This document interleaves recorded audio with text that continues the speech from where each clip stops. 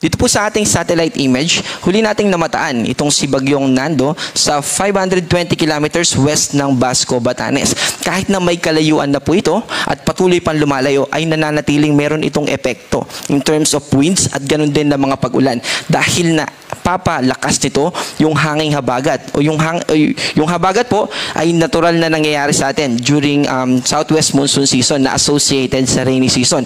Ito po yung hangin na galing sa timog kanluran ng ating bansa at dahil dito po sa ibaba ng Pilipinas, nandun yung equatorial region, mataas po yung moisture content doon dahil mas naaarawan po yung malapit sa equatorial region.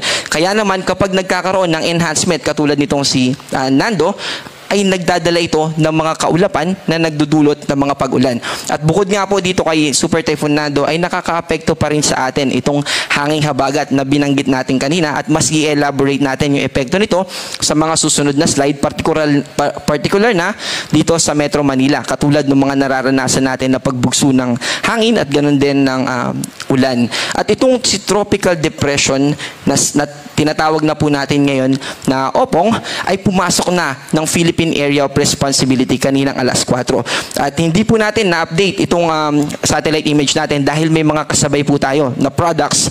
Pero ang mahalaga po dito na gusto natin ibigay na mensahe ay maipakita kung ano yung mga lugar na maaapektuhan nitong si Bagyong Opong sa mga susunod na araw at kung ano yung intensity, ano yung maaaring maging epekto nito sa ating mga kababayan na ipapakita natin at mas i-elaborate sa mga susunod na slide. Sa huling location natin kaninang hapon ay ito ay nasa 1,065 kilometers northeast Mindanao. Ito ay may lakas ng hangin na 55 kilometers per hour malapit sa mata ng bagyo at 70 kilometers per hour na gustiness. Relatively, mas mahina po ito kaysa sa Super Typhoon na si Nando na umaabot ng 200 plus kilometers per hour.